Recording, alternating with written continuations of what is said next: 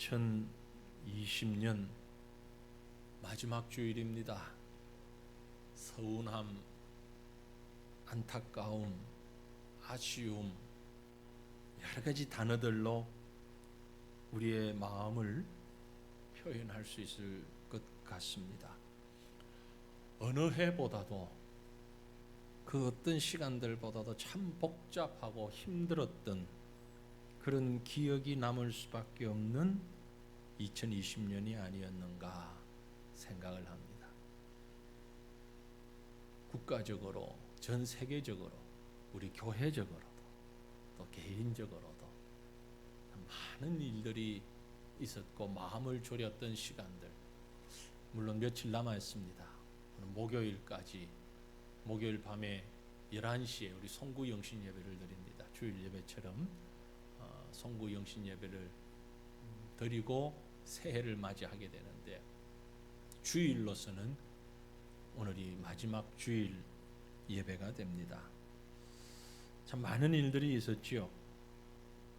아직 언론에서 대부분 정리해서 발표하는 것이 없었는데 제가 한번 찾아봤습니다. 2020년 흔히들 얘기하는 10대 뉴스,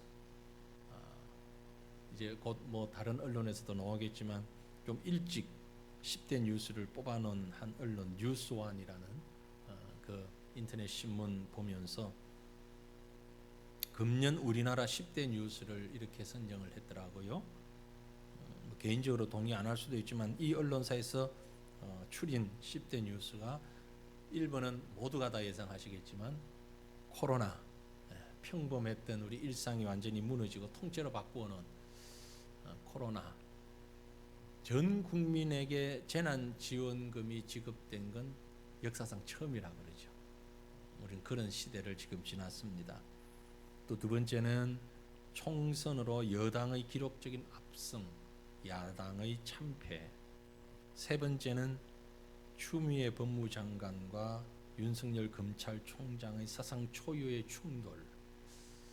정치적인 얘기 별로 반갑지는 않지만, 네 번째 공수처법 등 쟁점 법안 국회 통과. 다섯 번째가 팬데믹 규제에도 미친 집값. 여섯 번째 성추행 혐의 전 서울시장 극단적 선택. 일곱 번째는 세계를 휩쓴 K컬처, BTS 빌보드 차트 1위, 영화 기생충 아카데미 사관왕.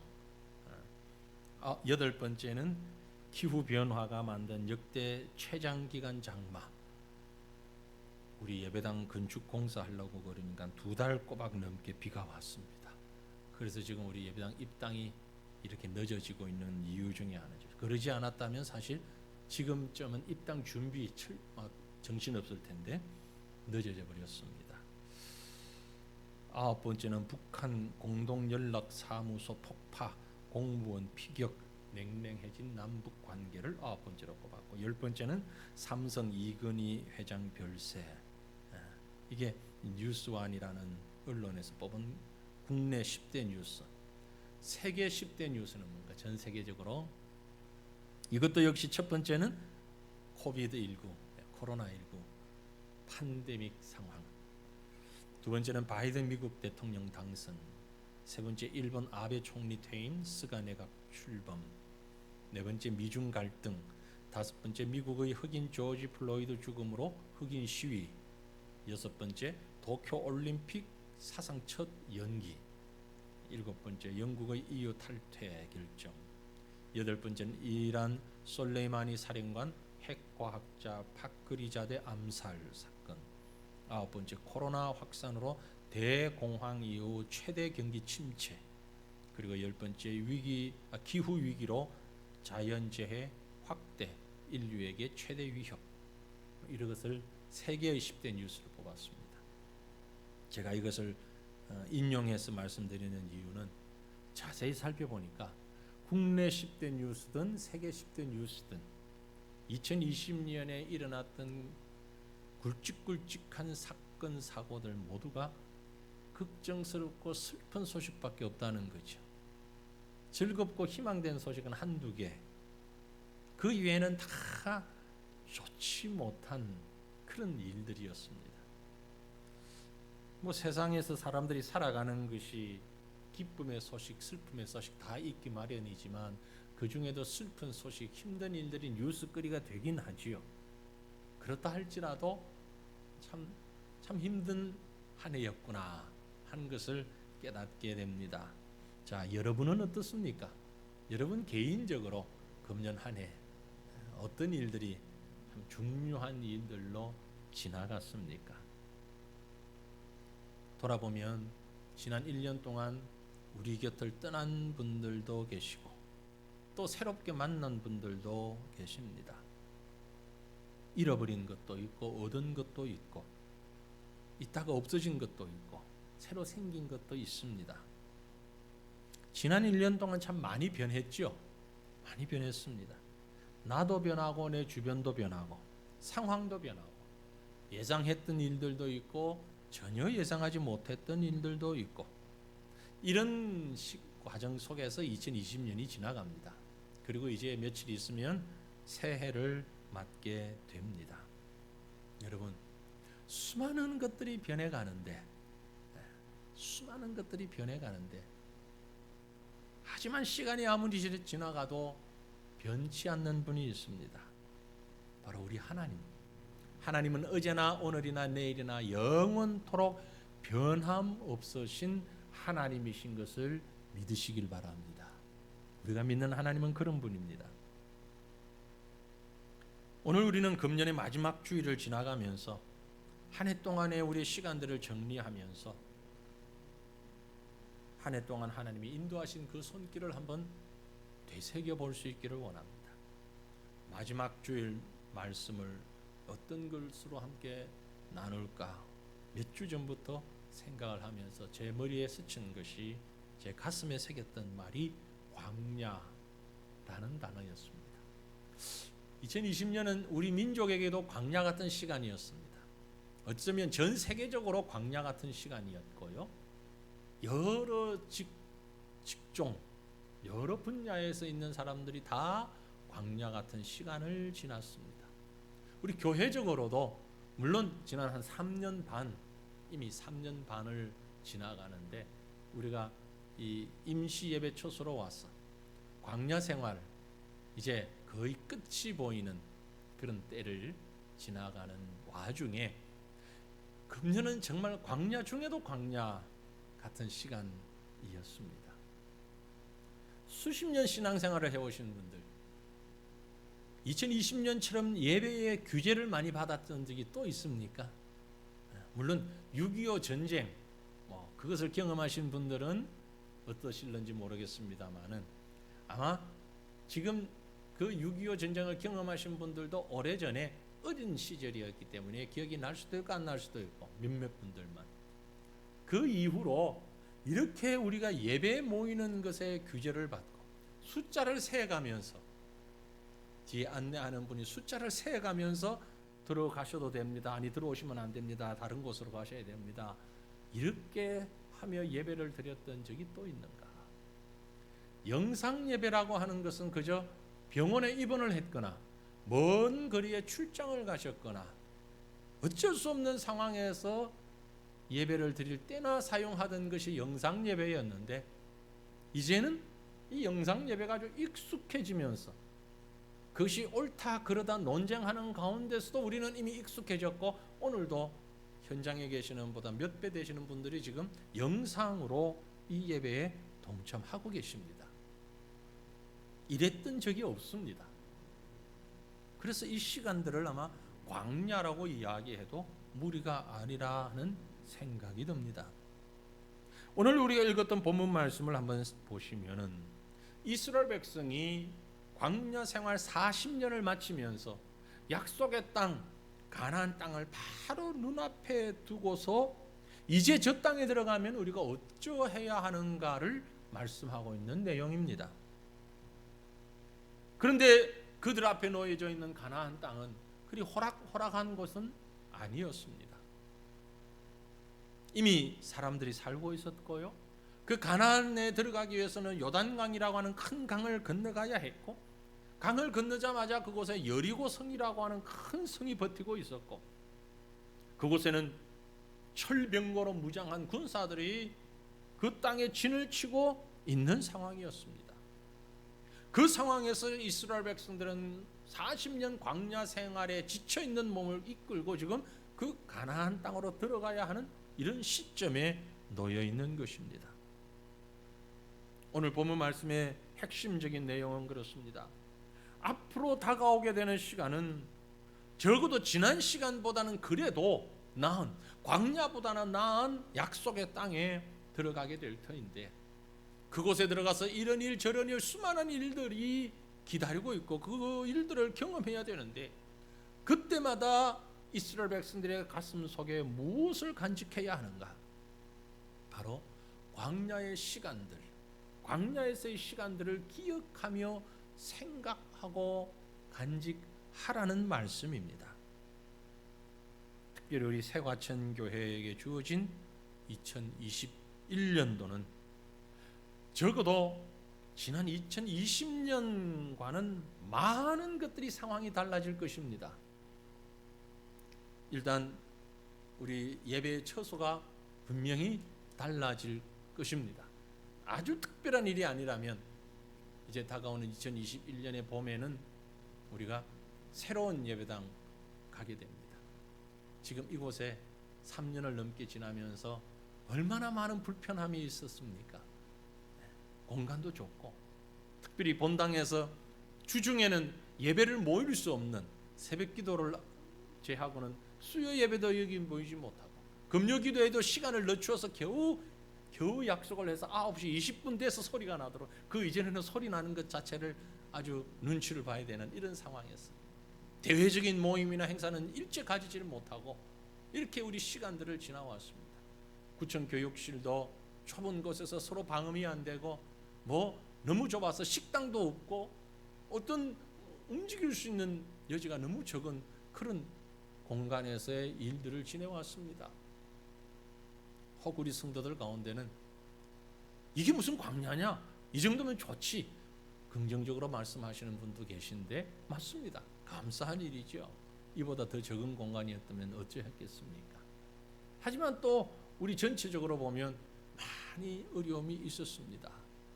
하지만 이제 새로운 건물에 들어가면 좁긴 하겠지만 그래도 최소한 지금보다는 훨씬 더 나은, 지금보다는 거의 5배 이상의 공간을 우리가 유지하면서 또 마음껏 모여서 활동하고 예배하고 성경 공부하고 문 행사를 다 할 수 있는 그런 환경으로 변화되어지게 되고, 어쨌든 깔끔하고 새로운 건물에서 여러 가지 편리함도 또 가지게 될 것입니다.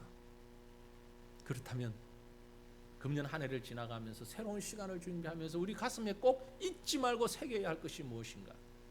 오늘 바로 가나안 앞에 두고 그 백성들에게 말씀하시는 하나님의 음성과 다르지 않다는 생각을 하면서 우리도 지나온 광야에서의 시간들을 한번 역추적하면서 생각하면서 기억하면서 주님 베풀어 주시는 은혜에 동참하는 은혜, 그런 축복이 함께 하시기를 간절히 바랍니다.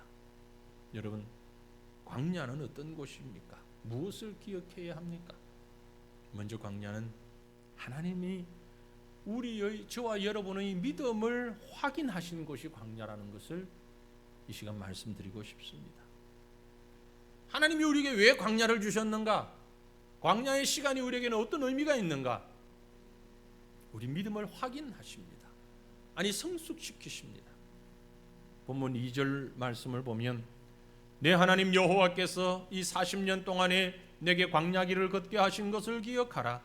이는 너를 낮추시며 너를 시험하사 내 마음이 어떠한지 그 명령을 지키는지 지키지 않는지 알려 하심이라고 했어요. 하나님은 과거 40년 동안 이스라엘 백성들이 광야의 생활을, 광야의 길을 걷게 하실 때에 그들을 낮추시기도 하시고 때때로 그들을 시험하시기도 하셨습니다. 왜 그랬습니까? 이는 이스라엘 백성의 마음이 어떠한지, 하나님의 명령을 지켜 행하는지 아닌지 시험하기 위해서다라고 말씀하고 있습니다. 일단 이스라엘 백성뿐만이 아니지요. 우리가 살아온 생애를 돌아봐도 그렇습니다. 그분은 우리가 어떤 믿음을 가졌는지 여러 가지 방법으로 우리를 시험하고 계신다는 사실을 여러분 기억하십시오. 어디에서요? 광야에서요. 광야는 사막입니다. 앞이 보이지 않는 곳입니다. 우리의 힘을 쓸 수 있는 한계를 가지고 있는 곳입니다. 광야는 내일을 기약할 수 없고 2, 3일을 버티기가 어렵습니다. 왜냐하면 물도 없고 먹을 것도 없고 잠잘 것도 없습니다. 그러기에 광야는 육신적으로 엄청난 고통을 동반할 수도 있습니다. 그럼에도 불구하고 하나님은 그들을 광야로 인도하셨습니다. 무엇 때문에? 그들의 믿음을 확인하시기 위해서죠. 사랑하는 성도들이여, 여러분이 지금 계신 곳, 이제 살아온 2020년이 마치 광야와 같다고 생각하십니까? 과거 혹은 지금, 어쩌면 지금 여러분의 현실이 광야를 지나가고 있다고 생각하지는 않습니까? 육신의 고통으로 인하여 하나님 앞에 간절히 기도하고 있는 그것이 있다면, 힘들어하고 있는 그것이 있다면, 그것이 어쩌면 광야일 수 있습니다. 어떤 사람에게는 자녀 때문에 겪는 고통의 광야를 지나갑니다. 어떤 분은 영적인 것으로 갈등하고 힘들고 고통스러워하는 영적 광야를 지나가고 있습니다. 어떤 분은 주거의 문제 때문에, 경제적인 문제 때문에 그런 아픔과 위험과 고통 가운데서 광야를 지나가고 있는 분도 계십니다. 그러면 하나님께서 왜 우리에게 이렇게 이런 광야들을 허락하셨는가? 바로 말씀에 근거해서 보니 하나님의 명령을 지키는지 안 지키는지 알아보기 위해서, 우리를 성숙시키기 위해서, 우리를 살펴보시기 위해서. 여러분, 지금 우리가 이렇게 어렵고 힘든 광야라면 하나님이 우리를 바라보고 계신다는 사실을 잊지 마시기를 바랍니다. 예상하지 못했던 어려운 일이 닥쳐왔습니까? 지금 현재 무척 곤란하고 권고하고 어려운 시간들을 지나가고 계십니까? 감사하시길 바랍니다. 감사하시길 바랍니다. 하나님이 지금 여러분을 바라보고 계십니다. 하나님은 이 광야에서 여러분을 보시면서 만나고 계십니다. 고난을 당할 때에 그 고난이 참 나에게 유익한 것이라고 고백한 시편의 기자가 있습니다. 직접 그 고난을 맞이해 보니까 그 고난이 바로 나의 믿음을 드러나게 하고 나의 믿음을 성숙시키는 하나님의 축복이더라는 거지요. 시편 119편입니다. 고난당한 것이 내게 유익이라. 고난당한 것이 내게 유익이라. 이로 말미암아 내가 주의 율례들을 배우게 되었나이다. 고난당한 것이 내게 유익이라. 사랑하는 성도들이여, 이것이 바로 여러분의 고백이 되기를 원합니다. 지금 극심한 고난과 고통 가운데, 갈등 가운데, 슬픔 가운데 있는 사랑하는 주의 백성들이여, 고난당한 것이 내게 유익이라.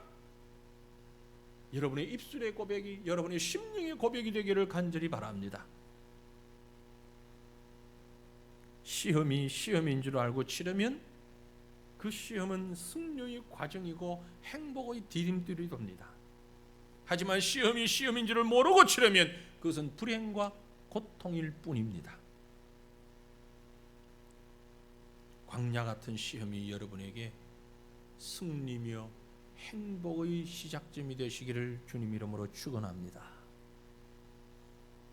또한 두 번째로, 광야는 하나님을 절대적으로 의지하게 만드는 곳입니다. 광야에 있음으로 인하여 우리는 하나님을 온전히 의지할 수 있습니다. 이스라엘 백성들이 처음 광야 길로 접어들었을 때 그들은 금방 가나안 땅까지 갈 수 있을 것이라고 생각했습니다. 실제로 걸어서 열흘 내지 보름이면 충분히 갈 수 있는 거리이기도 합니다. 그런데 하나님은 그들을 그곳에서 40년 동안 헤매게 하셨습니다. 그들이 광야에서 40년 동안 어떻게 생존할 수 있었을까요?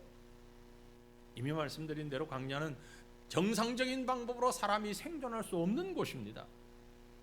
한두 명이면 몰라도, 한두 가정이면 어찌 살아간다 할지 모르지만 남자 장정만 60만 명, 여인들과 어린아이들 다 합하면 약 200여만 명이, 200만 명 정도가 되는 이 인원이 어찌 광야를 지나가며 40년 동안에 단 한 사람도 굶어 죽지 아니하고 그렇게 지나갈 수 있었을까?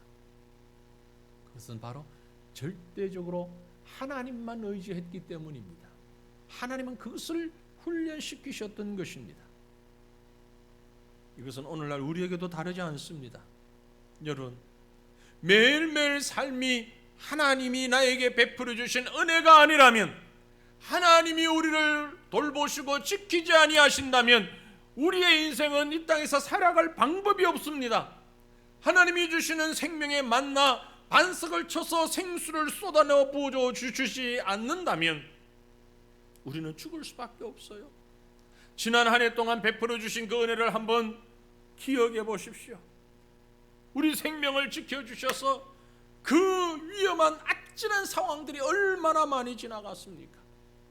이 세상에 있는 수많은 질병들 이름조차도 우리가 다 알 수 없는데, 이름조차 알 수 없는 수많은 질병으로부터 하나님은 우리를 보호해 주셨고, 혹 어떤 분들은 질병과 고통과 아픔 가운데 있었지만 하나님께서 적절한 약과 의료진을 만나게 하시고 환경을 허락하여 주셔서 물질을 주셔서 치료받게 인도하여 주셨습니다. 이것이 하나님의 은혜예요. 지금도 바깥에 나가면 바로 수없이 달려다니는 저 차들과 수많은 사람들이 오고 가는 그 속에서 우리는 얼마나 위험한 일들을 많이 지나갈 수 있습니까? 어떤 분들은 운전을 하면서 시속 100km 이상의 엄청난 속도를 달리면서도 그 장거리를 왔다 갔다 하며 아찔아찔한 순간들, 내가 알기도 하고 모르기도 하고 그런 모든 상황들 속에서 나는 고속버스를 타고 가면서 눈을 감고 편히 잤지만 버스를 운전하는 운전기사의 마음으로는 아차 싶을 때가 얼마나 많이 지나갔는지, 그럼에도 불구하고 우리는 이렇게 멀쩡히 지금 하나님 앞에 예배할 수 있는 건강한 몸을 가지고 있다는 것은 이 모든 것이 하나님의 은혜요 축복인 줄로 믿으시기를 바랍니다. 땀 흘리며 수고하며 지나온 2020년, 그러나 하나님의 은혜가 아니었다면 저와 여러분은 단 한순간도 지나갈 수 없었다는 것을 고백하며 감사할 수 있기를 바랍니다. 여러분, 모든 것이 하나님의 은혜입니다. 같이 따라합시다. 모든 것이 하나님의 은혜입니다. 모든 것이 하나님의 은혜입니다. 우리가 잘 아는 찬송 가사를 생각하시면서 1절만 우리 함께 찬양하십시다. 하나님의 은혜로 있을 데 없는 자 왜 구속하여 주는지 난 알 수 없도다. 내가 믿고 또 의지함은 내 모든 형편하시는 주님 늘 보호해 주실 것을 나는 확실히 아네. 아멘. 하나님의 은혜로 있을 데 없는 자를 왜 구속하여 주는지, 내가 믿고 또 의지하는 것은 내 모든 형편을 아시는 주님께서 나를 보호해 주신다는 사실을 확실히 믿습니다. 하나님의 은혜입니다. 하나님의 은혜입니다. 이 고백이 바로 저와 여러분의 입에서, 우리의 가슴에서부터 나오는 이 고백이 되기를 원합니다. 주님은 바로 이 고백을 듣기를 원하십니다. 그래서 고난이 오는 것이고, 그래서 역경이 있는 것이고, 그래서 아픔과 고통이 우리에게 왔던 것입니다.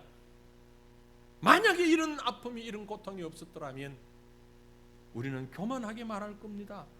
내가 노력했어, 내가 애를 써서 이만큼 살았어, 여러분, 만약 그렇게 말한다면 그것은 여러분의 착각입니다. 여러분이 노력해서가 아니라, 내가 땀을 흘려서가 아니라 하나님의 은혜 때문인 줄 믿으시길 바랍니다. 마태복음 6장에 보니까 주님이 말씀하셨어요. 그러므로 염려하여 이르기를 무엇을 먹을까, 무엇을 마실까, 무엇을 입을까 하지 말라. 이는 다 이방인들이 구하는 것이라. 너희 하늘 아버지께서 이 모든 것이 너희에게 있어야 할 줄을 아시느니라. 그 하나님께서 우리의 의식주를, 우리의 먹고 입고 행하는 모든 것을, 우리의 필요를 채워주셨음을 믿으시기를 축원합니다. 하나님은 광야 생활을 통해서 우리에게 이러한 하나님의 은혜를 체험케 하십니다. 오늘 본문 3절로 4절 말씀 보시면, 너를 낮추시며 너를 줄이게 하시며 또 너도 알지 못하며 내 조상들도 알지 못하던 만나를 내게 먹이신 것은 사람이 떡으로만 사는 것이 아니요 여호와의 입에서 나오는 모든 말씀으로 사는 줄을 내가 알게 하려 하심이니라. 이 40년 동안에 내 의복이 헤어지지 아니하였고 내 발이 부르트지 아니하였느니라. 사람이 사는 것은 밥으로만 사는 것이 아닙니다. 밥으로만 사는 것이 아닙니다. 애들은 그래요, 밥 안 먹고 라면만 먹어도 돼요. 그럴지 모르지만 그 뜻 아니잖아요. 하나님의 입에서 나오는 말씀으로 사는 줄 믿으시기를 바랍니다. 성경만 읽으면 된다는 뜻이 아닙니다. 그 말이 아니에요. 의식주 모든 것이 하나님의 말씀에서부터 근거되고 그 말씀에서부터 출발되어져서 우리에게 주어진다는 말씀입니다. 하나님께서 말씀으로 천하 만물을 창조하셨습니다. 하나님의 말씀이 아니었다면 우주 만물은 존재하지도 않았습니다. 지금도 하나님은 말씀으로 그 만물을 운행하고 계십니다. 그러므로 태양이 있고 바람이 불고 비가 오는 모든 자연의 순환과 섭리도 하나님의 말씀에 의하여서 시작되었고 진행되어지고 있는 것입니다. 이 모든 만물을 다스리시는 이가 여호와 하나님이시요 그 하나님께서 저와 여러분을 여기까지 인도하셨음을 고백하며 감사하시기를 바랍니다. 사랑하는 성도들이여, 제발 우리 하나님을 사람의 수준으로 이해하지 마십시오. 하나님은 전능하신 여호와 하나님이십니다. 불신자들이 하나님을 자기 수준으로 생각하니까 불신하고 믿지 못하고 욕하고 비방하는 것이죠. 전능하신 하나님께서는 이스라엘 백성을 40년 동안 광야에서 먹이고 입히고 살리셨습니다. 의복이 헤어지지 않게 하셨어요. 목말라 하지 않게 하셨어요. 40년 동안 발이 부르트지 않도록 지켜주신 그 은혜가 오늘 저와 여러분에게도 함께 하심을 믿으시길 바랍니다. 흔히 말합니다. 지금 시대가 먹고 살기 힘든 세상이라고요. 공감합니다. 하지만 정말 그렇습니까? 정말 먹고 살기 힘듭니까?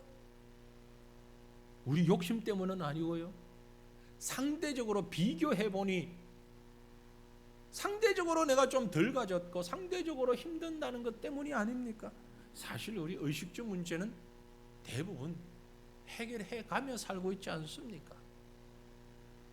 여러분, 혹 지금 이 순간 여러분의 의식주가 힘든다면, 정말 여러분이 고통스럽다면 여러분의 광야를 한번 역추적해 보시길 바랍니다. 생각해 보시길 바랍니다.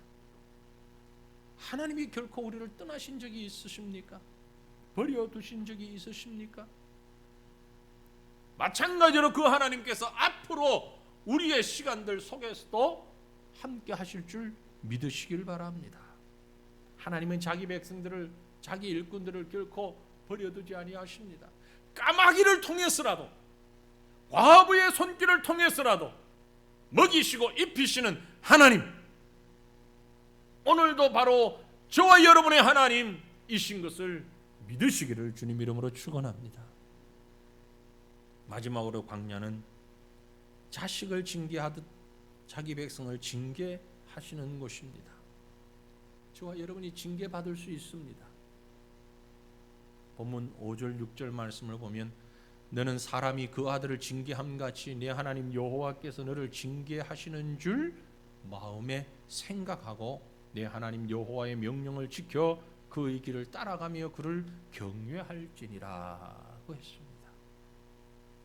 광야의 시간들을 생각해 보면 하나님이 사랑의 징계로 우리에게 다가오신 적이 여러 번 있습니다.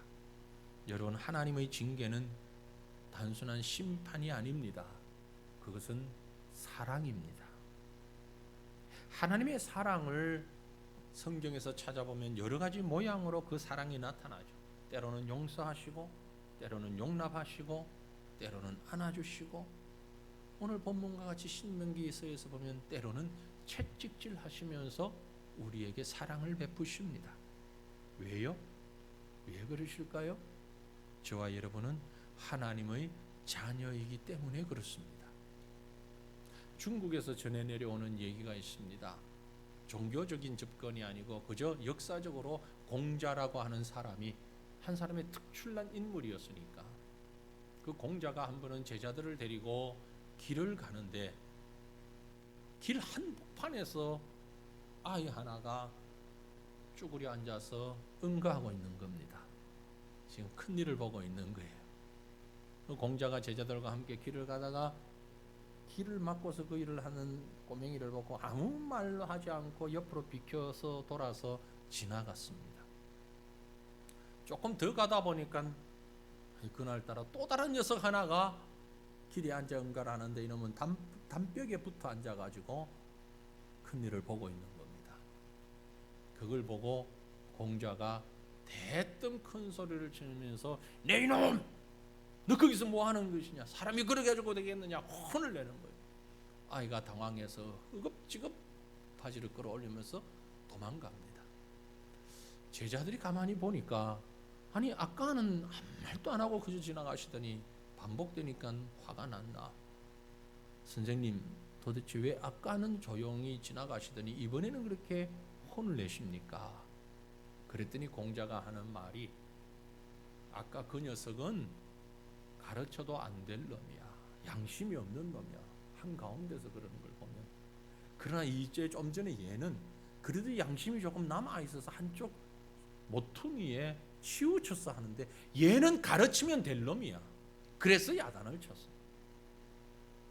무슨 뜻입니까? 아예 야단도 치지 않는 건 가르쳐봐야 별 볼 일이 없기 때문이라는 의미겠지요. 우리 하나님도요, 희망이 없는 사람은 징계하지 않으십니다. 혹 여러분 주변에 그렇게 죄를 짓는데도 그렇게 하나님과 상관없이 세상 가운데서 저렇게 전혀 양심 없는 것처럼 사는데도 전혀 벌도 받지 않고 잘 살고 있는 것 보면 하나님이 안 계신가? 이렇게 의심될 때 있지 않습니까? 의심하지 마십시오. 그 사람은 이미 희망이 없는 사람이에요. 세상 살다가 끝나면 영원한 심판에 들어갈 사람입니다. 죄를 범했을 때 하나님께 매를 맞는 사람은 복 있는 사람입니다. 제가 하는 말이 아닙니다. 성경이 하시는 말씀입니다. 잠언 3장에 보니까 내 아들아 여호와의 징계를 경히 여기지 말라. 그 꾸지람을 싫어하지 말라. 대저 여호와께서 그 사랑하시는 자를 징계하시기를, 그 사랑하시는 자를 징계하시기를 마치 아비가 그 기뻐하는 아들을 징계함같이 하시느니라 고 했습니다. 이 말씀을 믿고 이 말씀을 붙잡았던 사도 바울은 히브리서에서 한 걸음 더 나아간 말씀을 우리에게 줍니다. 히브리서 12장 8절에 징계는 다 받는 것이거늘 너희에게 없으면, 징계가 없으면 사생자여 친아들이 아니니라. 사랑하는 성도 여러분, 고통이, 아픔이, 징계가 왜 나에게 왔느냐고 그렇게 말씀하셨습니까? 축하합니다. 감사하십시오. 여러분은 하나님의 친자녀임이 증명된 것입니다.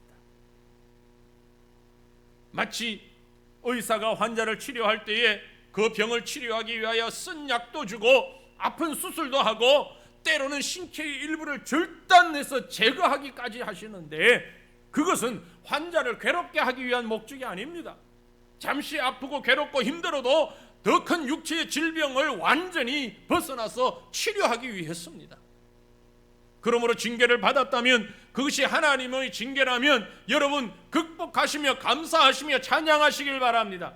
하나님의 징계를 가볍게 여기지 아니하고 잘 참는 자에게 하나님께서 위로와 상급을 주실 때에 그것이 더 큰 복임을 믿으시길 바랍니다. 사랑하는 성도들이여, 지난 한 해 동안 누구보다도 힘든 시간을 지내오신 분들이 계십니까? 눈물을 흘리면서 왜 나에게 이런 일이 닥쳤느냐고, 왜 나에게만 이런 고통의 시간이 지나갔느냐고 울부짖는 시간이 있었다면 감사하시길 바랍니다. 여러분은 바로 하나님의 친백성이요, 하나님이 가장 사랑하시는 친자녀들인 것입니다. 하나님은 결코 우리를 떠나지 아니하십니다. 하나님은 결코 우리를 버려두지 아니하십니다. 우리를 위하여 더 아름다운 시간, 더 복된 삶을 준비하십니다. 본문 7절로 10절 말씀, 본문 말씀 7절에서 10절 말씀 우리 다 같이 함께 읽겠습니다. 내 하나님 여호와께서 너를 아름다운 땅에 이르게 하시나니 그곳은 골짜기든지 산지든지 시내와 분천과 샘이 흐르고 밀과 보리의 소산지요 포도와 무화과와 석류와 감람나무와 꿀의 소산지라. 네가 먹을 것에 모자람이 없고 내게 아무 부족함이 없는 땅이며 그 땅의 돌은 철이요 산에서는 동을 캘 것이라.